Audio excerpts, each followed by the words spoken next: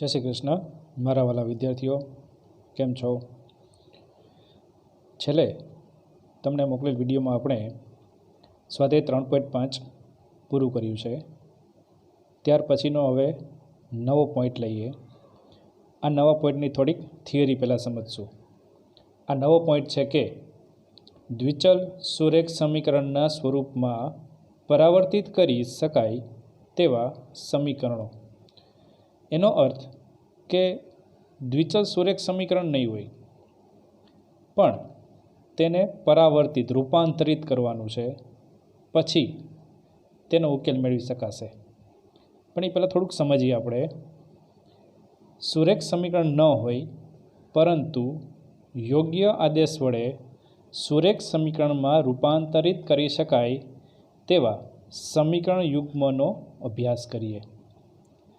એનો અર્થ આપેલ સમીકરણ યુગ્મ સુરેખ નહીં હોય. સુરેખ એટલે શું એ ખ્યાલ હશે તમને. જ્યારે હું આવા પ્રશ્ન પૂછું ત્યારે તમારે મનમાં ને મનમાં થોડોક વિચાર કરવો કે આ પ્રશ્ન જવાબ આપણે આવે છે શું. અગાઉ શીખી ગયા છીએ, પણ હું કહી જ દઈશ તમને. પણ થોડોક મનમાં તમે વિચાર કરશો તો તમને ખ્યાલ આવતો જશે અને આમાં થોડીક સમજવાની મજા પણ આવશે. તો સુરેખ સમીકરણ ક્યારે બને? તો કે આપણને ખ્યાલ છે કે જે ચલ આપેલો હોય તેની ઘાત 1 હોય. તો અહીં એમ કીધું છે કે સુરેખ સમીકરણ ન હોય, એનો અર્થ કે જે ચલ આપેલા હશે તેની ઘાત 1 નહીં હોય.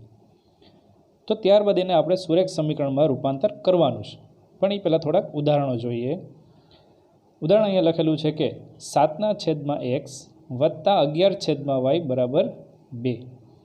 હવે આ પ્રથમ દ્રષ્ટિએ આપણે જોવા જઈએ તો સુરેખ સમીકરણ લાગે અને દ્વિચલ સુરેખ સમીકરણ લાગે, પણ આ સુરેખ નથી. કારણ કે આ સુરેખ સમીકરણ નથી, કારણ કે જો આનો આપણે લસા લઈએ તો લસા આવે છે xy, તો થશે 7y વત્તા 11x બરાબર 2. એટલે કે સાદુરૂપ આપીએ તો xy છેદમાંથી બીજી બાજુએ અંશમાં જશે 11x વત્તા 7y બરાબર 2xy. આ આપણે અહીં સાદું રૂપ જ આપેલું છે, જેમાં આ પદનો ઘાતાંક કેટલો થશે? 2. અહીં ઘાતાંક 1 છે, અહીં પણ ઘાતાંક 1 છે. તો આ બે પદ તો સુરેખ છે, પણ અહીં ગુણાકારનો સંબંધ આવી ગયો છે, જેમાં xyનો ઘાતાંક 2 થઈ જાય છે, જે સુરેખ સમીકરણની શરતનું પાલન કરતા નથી. તો એમ કહી શકાય કે 7/x વત્તા 11/y બરાબર 2 એ સુરેખ સમીકરણ નથી. તો હવે એને આપણે રૂપાંતરિત કરવાનું છે. શેમાં? તો કે સુરેખ સમીકરણમાં. તો એના માટે 1/x બરાબર કોઈ પણ અલગ ચલ ધારવો પડે છે. અહીં આપણે લીધો છે a, અને 1/y બરાબર b આદેશ લઈએ, અથવા તો એને કહી શકાય ધારીએ. તો સમીકરણ આપેલું છે અહીંયા 7/x વત્તા 11/y બરાબર 2. તો એને આ સ્વરૂપે લખેલું છે 7/1/x વત્તા 11/1/y બરાબર 2. તો અહીં 1/x બરાબર આપણે ધારેલું છે a, એટલે લખ્યું 7a વત્તા 1/y બરાબર છે b, એટલે કે 11b બરાબર 2. તો આ સમીકરણ જે હવે મળે છે, આ સમીકરણમાં જે ચલ દર્શાવેલા છે a અને b, એની ઘાત 1 છે. અને તો કહી શકાય કે આ સમીકરણ એ દ્વિચલ સુરેખ સમીકરણ છે. એટલે અહીં લખેલું છે કે જે સુરેખ સમીકરણ મળે છે, પણ ખાસ યાદ રાખવાનું એ છે કે મૂળ સમીકરણ આ છે, જે દ્વિચલ સુરેખ સમીકરણ નથી. એટલે કે 7/x વત્તા 11/y બરાબર 2 એ સુરેખ સમીકરણ નથી. તો અહીં માત્ર એક આ સ્વરૂપનું તમને જો પૂછવામાં આવે કે નીચેના પૈકી કયા સુરેખ સમીકરણ નથી, જો એમાં આવું સ્વરૂપ આવે તો તે સુરેખ સમીકરણ નથી, એ ખાસ ધ્યાન રાખવું. ત્યારબાદ બીજું ઉદાહરણ જોઈએ તો 12/છેદમાં લીધું છે x વત્તા y વત્તા 9/છેદમાં લીધું છે x ઓછા y બરાબર 4. આવું સ્વરૂપ છે કાંઈક. છેદમાં x વત્તા y અને x ઓછા y આવે છે. આ પણ સુરેખ સમીકરણ નથી. 12/x વત્તા y 9/x ઓછા y બરાબર 4 લખેલું છે.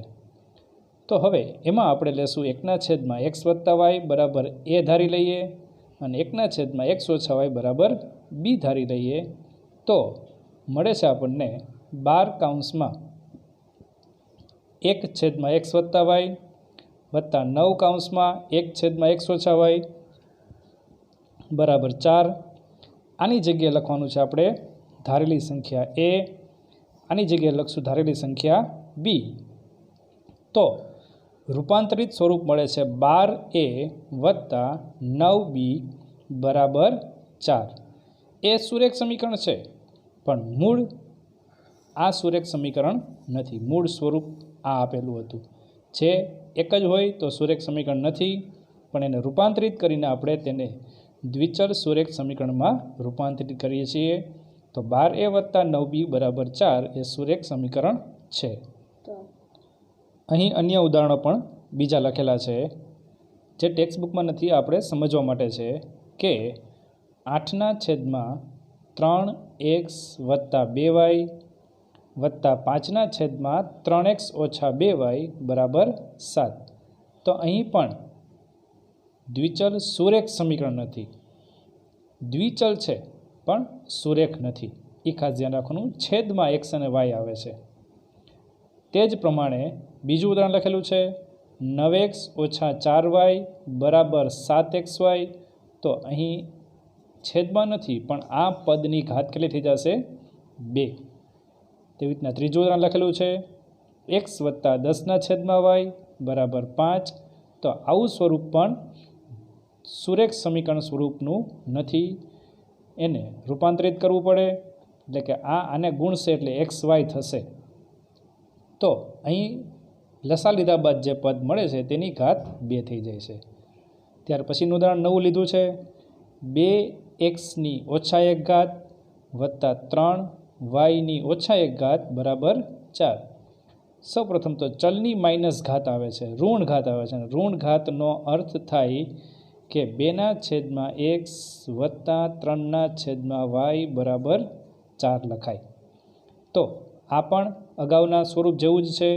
તો આ પણ દ્વિચલ સુરેખ સમીકરણ નથી. એવી રીતના 3/2x વત્તા 5/3y બરાબર 1 લખેલું છે. તો આ સ્વરૂપ પણ દ્વિચલ સુરેખ સમીકરણ નથી. એટલે ખાસ ધ્યાન રાખવું કે આવા સ્વરૂપના દાખલાઓ જો આવે તો દ્વિચલ સુરેખ સમીકરણ નથી. આ MCQમાં આવી શકે. તો આવા સ્વરૂપના દ્વિચલ સુરેખ સમીકરણ નથી તેમ કહી શકાય છે. આવા અન્ય ઉદાહરણો તમે તમારી રીતે બનાવી શકો છો.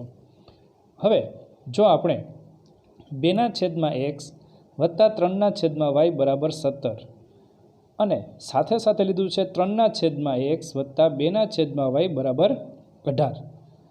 સુરેખ સમીકરણ નથી બંને, પણ તેને પરિવર્તિત કરી એટલે કે રૂપાંતરિત કરી તેનો ઉકેલ મેળવી શકાય છે. એટલે કે અપવાદ સ્વરૂપે આવા એક નહીં પણ 2 સમીકરણ જો ભેગા થાય એટલે કે સમીકરણ યુગ્મ બને, સમીકરણ યુગ્મ બને તો અપવાદ સ્વરૂપે તેનો ઉકેલ મેળવી શકાય છે. માત્ર એક હોય તો સુરેખ સમીકરણ નથી. આ પણ માત્ર એકલું હોય તો સુરેખ સમીકરણ નથી. પણ જો બંને ભેગા કરીએ તો આવા સમીકરણ યુગ્મનો આપણે ઉકેલ મેળવી શકીએ છીએ. તો ચાલો જોઈએ હવે આવા સુરેખ સમીકરણનો ઉકેલ કેવી રીતે મેળવવો. તો રકમ છે હવે 2/x વત્તા 3/y બરાબર 17 તથા 3/x વત્તા 2/y બરાબર 18. આને કહેશું આપણે સમીકરણ યુગ્મનો ઉકેલ મેળવો. રકમમાં ખાલી એમ જ હોય કે નીચે આપેલ સમીકરણ યુગ્મનો ઉકેલ મેળવો. ત્યાં એમ ન લખેલું હોય કે સુરેખ સમીકરણ યુગ્મનો ઉકેલ મેળવો, કારણ કે સુરેખ નથી. આપણે તેને રૂપાંતરિત કરવાનું છે. સુરેખ સમીકરણના સ્વરૂપમાં રૂપાંતરિત કરીને પછી દાખલો ગણવાનો છે. તો રકમમાં એમ હશે કે નીચે આપેલ સમીકરણ યુગ્મનો ઉકેલ મેળવો। તો આ ટેક્સ્ટબુકનો દાખલો નથી, આ આપણે એક્સ્ટ્રા દાખલા સમજીએ છીએ। આ રકમ બનાવેલી છે। તો જવાબમાં લઈએ કે ધારો કે 1/x બરાબર a ધારીએ અને 1/y બરાબર b ધારીએ। અહીં a અને bની જગ્યાએ તમે બીજી કોઈ ચલ પણ લઈ શકો છો। ધારો કે m છે, n છે, p છે કે q છે, એવી રીતના અલગ ચલ લઈ શકાય, પણ રકમમાં છે એ સિવાયના ચલ લેવા પડે। તો અહીં થશે કે 2/x છે, 1/x બરાબર આપણે a લઈએ તો થશે 2a, એટલે કે આમ લખેલું છે 2(1/x વત્તા 3(1/y બરાબર 17, એટલે થશે 2a વત્તા 3b બરાબર 17। તે જ પ્રમાણે આ સમીકરણને આપણે રૂપાંતરિત કરીએ તો 3a વત્તા 2b બરાબર 18, આ થશે બીજું સમીકરણ। તો હવે આમ બનેલ બંને સમીકરણ એ દ્વિચલ સુરેખ સમીકરણના સ્વરૂપમાં રૂપાંતરિત થયા છે। હવે એમાંથી આપણે ચલ a અથવા ચલ bનો લોપ કરવો હોય તો અહીં આપણે ચલ aનો લોપ કરવા સમીકરણ 1ને 3 અને સમીકરણ 2ને 2 વડે ગુણીએ, કારણ કે સમીકરણ 1માં એનો સહગુણક છે 2, સમીકરણ 2માં એનો સહગુણક 3 છે। તો એનો લોપ કરવા માટે બંનેના સહગુણક સમાન થવા જોઈએ। તો સમીકરણ 1ને 3 વડે અને સમીકરણ 2ને 2 વડે ગુણશું તો એના સહગુણક સમાન થશે। તો સમીકરણ 1ને આપણે 3 વડે ગુણીએ તો થશે 6a વત્તા 9b બરાબર 51, આ બધાને 3 વડે ગુણેલા છે। અહીં સમીકરણ 2ને 2 વડે ગુણીએ તો 3 દુ 6a, 2 ગુણ્યા 2 થશે 4b અને 18 દુ 36। સમીકરણની બાદબાકી લેતા કીધું છે। બાદબાકી જ્યારે લેવાની હોય ત્યારે બીજા સમીકરણ નિશાની ફેરવવી પડે, જે અગાઉના નિયમોમાં આપણે જોયેલું છે। તો અહીં બીજા સમીકરણ નિશાની ફેરવેલી છે, વત્તા છે ઓછા કર્યું, વત્તા છે ઓછા છે, અહીં પણ વત્તા છે ઓછા છે, જેથી વત્તા 6 અને ઓછા 6 કેન્સલ થઈ જશે, એટલે કે તેનો લોપ થાય છે। 9b ઓછા 4b થશે 5b, 51 ઓછા 36 એટલે થશે 15। તો બીની કિંમત શોધવા માટે 5 છે એ બીજી બાજુ આવશે છેદમાં, એટલે કે b બરાબર આવશે 15/5 બરાબર 3, છેદ ઉડાડીએ એટલે 5 તેરી 15 થશે। તો b બરાબર મળે છે આપણને 3, પણ અહીં આપણે ધારેલું છે કે b બરાબર શું છે તો કે 1/y, તો પણ b બરાબર 1/y છે। તો bની જગ્યાએ આપણે 3 લખીએ તો 1/y બરાબર 3, બંને બાજુ વ્યસ્ત લઈએ એટલે yની કિંમત મળે 1/3, 1/yનું વ્યસ્ત થાય y અને 3નું વ્યસ્ત થશે 1/3। તો આ મળે છે આપણને સમીકરણમાં આપેલ એક ચલની કિંમત y બરાબર 1/3। હવે સમીકરણ 1માં આપણે b બરાબર 3 લઈએ। સમીકરણ 1 અહીં આપેલું છે આપણને 2a વત્તા 3b બરાબર 17, જ્યાં bની જગ્યાએ 3 મૂક્યું છે। તો 2a વત્તા 3(3) બરાબર 17, 3 તેરી થશે 9, એટલે કે 2a વત્તા 9 બરાબર 17। તેથી 2a બરાબર 17 ઓછા 9 વત્તા 9 બીજી બાજુ જાય એટલે માઇનસ થઈ જાય। તેથી 2a બરાબર આવે છે 8, 17 ઓછા 9 થશે 8। 2ને બીજી બાજુએ છેદમાં જવા દઈએ તો a બરાબર મળે છે 8/2, છેદ ઉડાડીએ એટલે a બરાબર મળે છે 4। પણ a બરાબર આપણને ખ્યાલ છે 1/x આપણે ધારેલું હતું, તો તે કિંમત ફરી પાછી મૂકી દઈએ તો a બરાબર 1/x છે, એની જગ્યાએ 4 લખીએ તો અહીં મળે છે આપણને 4 બરાબર 1/x, ક્રોસ ગુણાકાર કરો એટલે x અંશમાં જઈને 4 છેદમાં આવશે। તે પરથી આપણને xની કિંમત મળે છે x બરાબર 1/4। તો આમ x અને y બંને ચલની કિંમત મળે છે 1/4, 1/3। ખાસ ધ્યાન રાખવું કે અહીંથી દાખલો અટકાવી ન દેવો, કારણ કે આ આપણે ધારેલ સ્વરૂપનો ચલ છે, જ્યારે આ રકમમાં આપેલ ચલની કિંમત છે। તો હવે વાલા વિદ્યાર્થીઓ, તમને આપેલ એક્સ્ટ્રા દાખલા પરથી થોડી ઘણી સમજણ પડી હશે। તો હવે ટેક્સ્ટબુકમાં આપેલ ઉદાહરણ નંબર 17 જોઈએ, જેની રકમ છે આપેલ સમીકરણ યુગ્મનો ઉકેલ શોધો। મેં તમને કીધેલું હતું કે રકમમાં સુરેખ સમીકરણ નહીં લખશે સમીકરણ યુગ્મનો ઉકેલ શોધો। રકમ છે 2/x વત્તા 3/y બરાબર 13 તથા 5/x ઓછા 4/y બરાબર -2। તો અહીં બે દ્વિચલ સુરેખ સમીકરણ યુગ્મ છે, સુરેખ નથી। તો એને આપણે સૌપ્રથમ આ રીતે લખીએ કે 2 વત્તા 3 બરાબર 13। 2/x ને આ રીતે પણ લખી શકાય, 3/y ને આ રીતે પણ લખી શકાય છે કે 3/1/y। એવી રીતે 5/x એટલે 5/1/x ઓછા 4/y એટલે કે 4/1/y બરાબર -2। હવે 1/x બંને સમીકરણમાં છે, તો એ સ્વરૂપ આપણે ધારી લઈએ છીએ।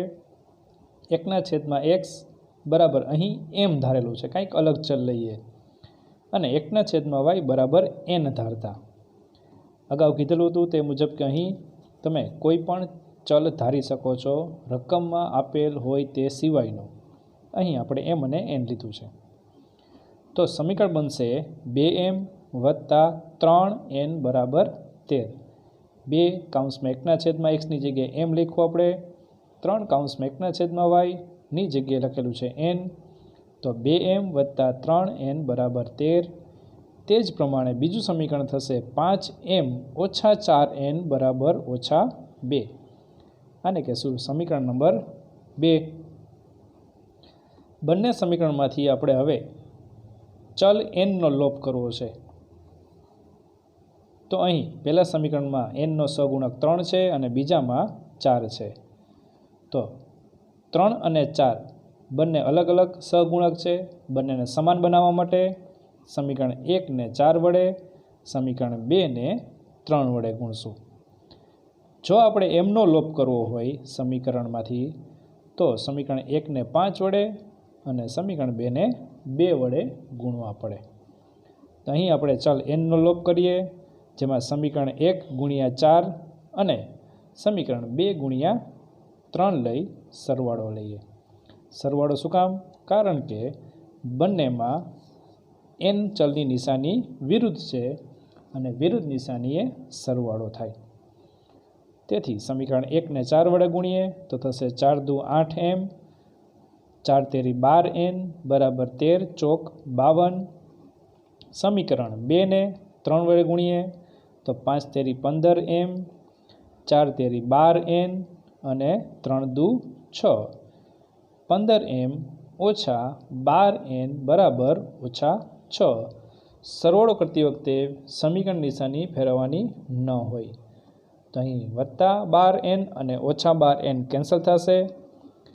8m વત્તા 15m થશે 23m, 15 વત્તા 8 23, 52 ઓછા 6 થશે 46। mની કિંમત શોધવા માટે 23 ગુણાકારમાંથી બીજી બાજુ ભાગાકારમાં જશે, એટલે m બરાબર થશે 46/23। 23 દુ 46 થાય, તો m બરાબર મળે છે 2।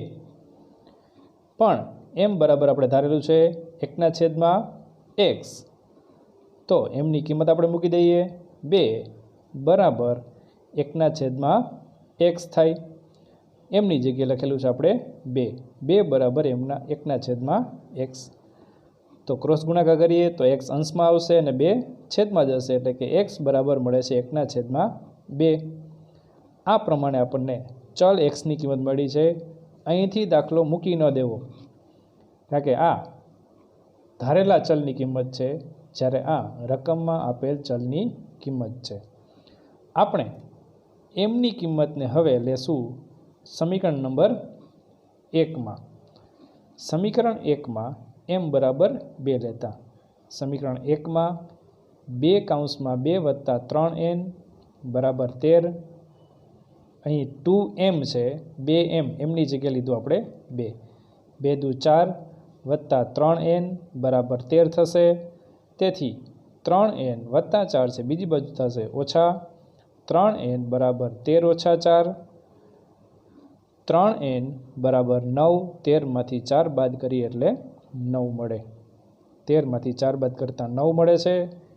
3 ગુણાકારમાંથી બીજી બાજુ જશે ભાગાકારમાં, તો n બરાબર મળે છે 9/3.